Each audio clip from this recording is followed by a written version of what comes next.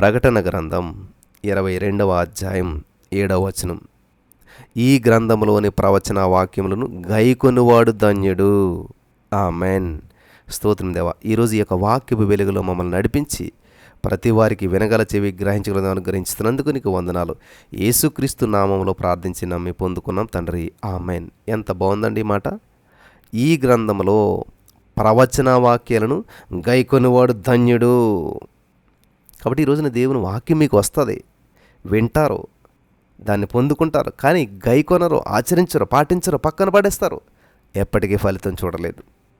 హైదరాబాద్లో ఉన్నటువంటి ఒక సాఫ్ట్వేర్ కంపెనీ యజమాని తన కంపెనీని టర్కీలో ప్రారంభించాలి, అక్కడ స్థాపించాలని చెప్పి ప్రయత్నం చేస్తూ ఉన్నాడంట. అందువల్ల ఏం చేశాడంటే ఆయన కొన్ని రోజులు టర్కీ వెళ్ళవలసి వచ్చింది.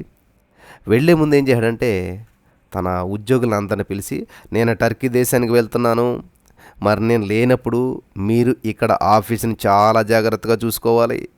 మీరు ఏ పని చెయ్యాలో ఎప్పటికప్పుడు ఉత్తరాలు రాస్తుంటాను, తిరిగి వచ్చే వరకు ఆ ఉత్తరాలు రాస్తుంటాను, మీరు వాటి ప్రకారం చేయండి అన్నాడు. ఆ రోజుల్లో మరి ఫోన్స్ ఇవంతా అవైలబిలిటీ లేవు. అందరూ కూడా ఓకే సార్ అని అంగీకరించారు. వింటున్నారా? యజమాని టర్కీ దేశం వెళ్ళిపోయాడు. అక్కడ నుంచి ఒక ఆఫీసు వారికి క్రమంగా మరి తన ఆఫీసులో పనిచేసిన ఆఫీసు వారందరికీ కూడా ఉత్తరాలు రాస్తూ ఉండేటువంటి వాడు. కొంతకాలం తర్వాత ఆయన తిరిగి వచ్చాడు. తిరిగి వచ్చి ఆఫీస్కి వెళ్ళాడు. ఆఫీస్కి వెళ్ళగా ఆఫీస్లో ఎవరు కూడా సరిగ్గా పనిచేయడం లేదు. రిసెప్షన్ గదిలో ఉన్నటువంటి అమ్మాయి సెల్ ఫోన్లో తన ఫ్రెండ్తో మాట్లాడుకుంటుంది. 5 ఉద్యోగులు ఆబ్సెంట్ అయిపోయారు, గైర్హాజరైపోయారు.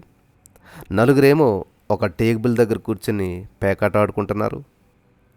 ఒక అబ్బాయి వయసులో ఉన్నటువంటి ఇంకొక అమ్మాయితో కబుర్లు చెప్తున్నాడు. 2 ఉద్యోగులేమో ఆ కంప్యూటర్లో గేమ్స్ ఆడుకుంటున్నారు. ఒక అబ్బాయి ఏమో కుర్చీలో కూర్చొని నిద్రపోతున్నాడు. ఆఫీస్ అంతా కూడా అపరిశుభ్రంగా ఉంది. అక్కడికక్కడ సాలిగూళ్ళు కనబడుతున్నాయి, బూజులు కట్టాయి. 2 గదుల్లో మనుషులు ఎవరూ లేకపోయారు, ఎవరు లేరు. అయినా కూడా ఆ యొక్క ఏసీలు ఆన్ చేసి పడి ఉన్నాయి, ఫ్యాన్లు తిరుగుతూ ఉన్నాయి. లాభాలు సంపాదించవలసినటువంటి ఆ ఆఫీసు నష్టాల ఊబిలో నడుస్తూ ఉంది. యజమాని సిబ్బందిని అంతా పిలిచాడు. ఏమైంది? మీరు నా ఉత్తరాలు చదవలేదా? నా ఆదేశానుసారంగా ఎందుకు పని చేయలేదు? నా ఉత్తరాలు అందలేదా అని అన్నాడు. ఆఫీస్ మేనేజర్, సార్ మీ ఉత్తరాలన్నీ అందాయి, వాటన్నిటిని చక్కగా బైండ్ చేశాం. మాలో కొంతమంది వాటిని కంఠస్థం కూడా చేశారు. ప్రతి ఆదివారం మేము ఒక చోట కూడుకొని వాటిని చదివాం. మాలో ఒకడు వాటిలో ఉన్న విషయాలని ఇతరులకు అర్థమయ్యేలా వివరించాలని చెప్పాడు.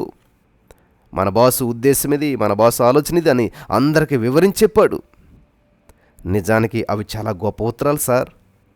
యజమానికి కోపం వచ్చింది, చాలా కోపం వచ్చింది. మరి నా ఆదేశాలను ఎందుకు పాటించలేదన్నాడు ఆ మేనేజర్ గారు. ఎందుకు పాటించలేదని అడుగుతూ వచ్చాడనమాట.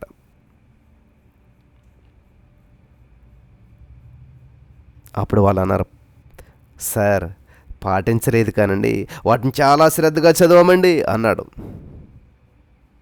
చాలా శ్రద్ధగా చదవం, అందులో ఉన్న విషయం ఏంటి మేము తెలుసుకున్నాం, కానీ పాటించలేకపోయాం.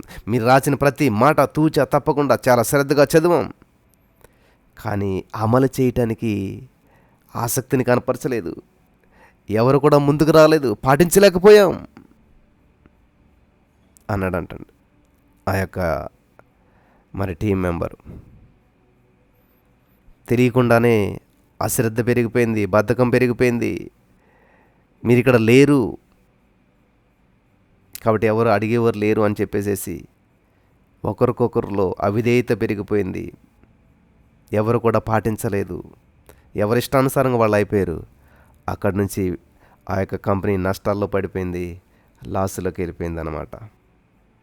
మరలా యజమాని వచ్చి వర్కర్స్ అందరిని మార్చేసి తన దగ్గరుండి దాన్ని శ్రద్ధగా మొత్తం చెత్తంతా తీసేసి మళ్ళీ ప్రారంభించి మరలా ఉన్నత స్థితికి వెళ్ళటానికి చాలా టైం పట్టిందంట.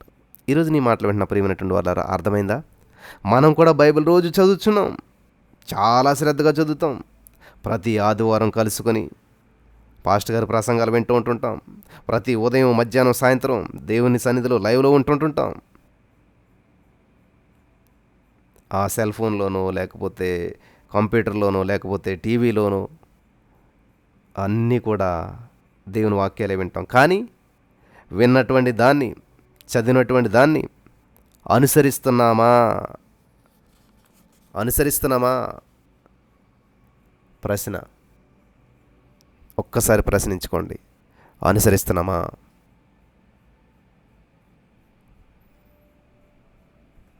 కాబట్టి మనకు ఎంత విషయం తెలుసు అన్నది కాదు ఉపయోగం, ఎంత ఆచరిస్తున్నాం అన్నది. రోజు వాకింగ్ చేస్తే ఇంత ఉపయోగం అండి, ఇన్ని కిలోమీటర్ నడిస్తే ఇంత మంచిదండి, ఇన్ని క్యాలరీస్ బర్న్ అవుతాయండి, ఇదంతా తెలుసు. కానీ నువ్వు 1 కిలోమీటర్ కూడా నడవకపోతే ఉపయోగం లేదు. కాబట్టి వెజిటేబుల్స్ తింటే ఆరోగ్యానికి మంచిదండి, ఇవన్నీ తెలుసు.